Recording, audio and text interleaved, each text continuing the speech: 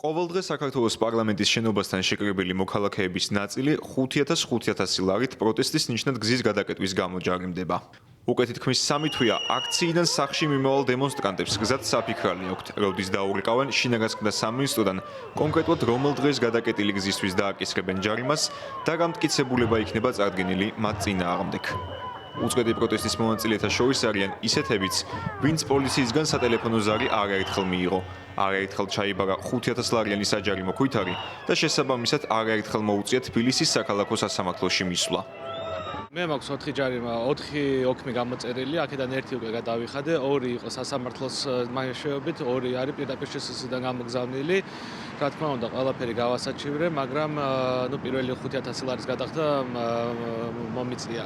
ოქმზე თანდართულ დოკუმენტებში ეწერა ერთი დრო, ხოლო ჩემი ვიდეოები ჩანდა არის ამოღებული სხვადასხვა დროებიდან, ანუ ოქმის და ვიდეო მასალა ერთმანეთს არ ემთხვევა. ორ შემთხვევაში მე ან ჩემ მეგობარს აქვს პატრულისგან თანხმობა აღებული, რომ შეიძლება გადასვლა რუსთაველზე, მიუხედავად ამისა, მაინც მივიღეთ ჩვენ ჯარიმების. ხშირ შემთხვევაში პატრული ან პოლიცია თავისი ქმედებებით მიუთითებს იმისკენ, რომ ეს სავალ ნაწილზე გადასვლა დაშვებული არის. ხშირ შემთხვევაში ამას ვერბალურადაც ადასტურებენ, მაგრამ მაინც მოგდის ჯარიმები. დაჯარიმებულ მოქალაქეებს ბევრი რამ აერთიანებთ პროტესტის მოთხოვნები და უნდობლობა ქართული მართლმსაჯულების სისტემისადმი. მათი თქმით, იმ მტკიცებულებებს, რომლებსაც შინაგანსკვნელთა სამინისტრო სასამართლოში წარადგენს, უმეტეს შემთხვევაში სამართლებრივ ლოგიკას აცდენილია. ისინი სახელმწიფოს მხრიდან პერსონალურ მონაცემთა დარღვევის აშკარა შემთხვევებზეც საუბრობენ. დღეს მდგომარეობით მე დამაკისრეს 12 სანქცია. 4 მქონდა უკვე სასამართლო გამიერთიანეს. 4 პოლიცია მომიტანა სახში, ეს არის 8, 2 სასამართლო მაქვს აპრილში, 2 რიცხვში და 28 რიცხვში და 2 კიდევ პოლიციიდან არის მოსატანი ოქმი. ანუ ჯამში გამომდის 45,000 ლარი.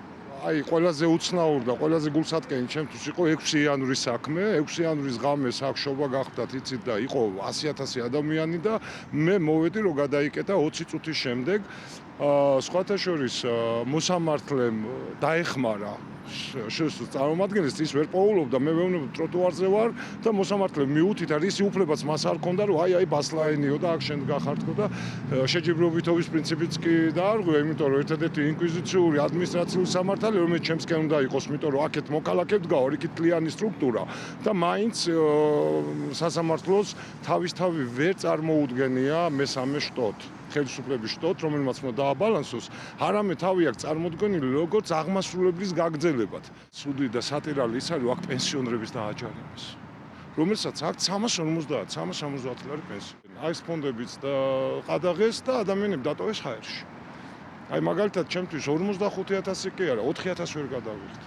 იმიტომ რომ ეხლა მე ესეთი დროებით უმშევარი ვარ, ერთი უბრალო წერალი ვარ, მეტი არაფერს არ წარმოადგენ. მხოლოდ არასრულ სამთვეში ქართული ოცნების მიერ საკანონმდებლო ცვლილების ძალაში შესვლიდან 2025 წლის 18 მარტამდე დემონსტრანტების წინააღმდეგ დაწესებული ჯარიმების რაოდენობამ 2 მილიონ ლარს მიაღწია. უფლებადამცველები მიიჩნევენ, რომ საქართველოს მოსახლეობის სოციალურ-ეკონომიკური მდგომარეობისა და თვიური შემოსავლების გათვალისწინებით ფინანსური სანქციის 10 ჯერ გაზრდა სახელმწიფოს უსამართლო პოლიტიკის მაგალითია. საარსებო მინიმუმს ეს თანხა აღემატება დაახლოებით 20 ჯერ, მაშინ, როდესაც საშუალო ხელფას დაახლოებით 2,5 ჯერ. აქედან გამომდინარე, ეს ბუნებრივია, ვერ ჩაითვლება პროპორციულად. პირიქით, ეს არის სპეციალურად შერჩეული დისპროპორციული თანხა იმისათვის, რომ არსებითად მოსყოს შეკრების თავისუფლება ამ ქვეყანაში, იმიტომ რომ იგი ქმნის სუსხავ ეფექტს ნებისმიერი ადამიანის მიმართ, რომელსაც შეიძლება სხვანაირად გაშენოდა სურვილი, რომ მიეღო მონაწილეობა პროტესტში, ეხლა ეს სურვილი მას შეიძლება გაუქრეს. ამას ემსახურება კიდევაც, ამ მიზანს ემსახურება კიდეც ეს შეუსაბამოდ და შეუფერებლად დიდი სანქციები. თუ ვიმსჯელებთ თუნდაც ისეთი ფაშისტური ქვეყნის კანონმდებლობით, როგორც რუსეთია, იქაც კი ასეთი ჯარიმები ბევრად უფრო ნაკლებია, ვიდრე ამ ქვეყანაში. სხვაგან ვთქვათ, მაგალითად რუმინული მაგალითი შემიძლია დაგისახელოთ სტრასბურგის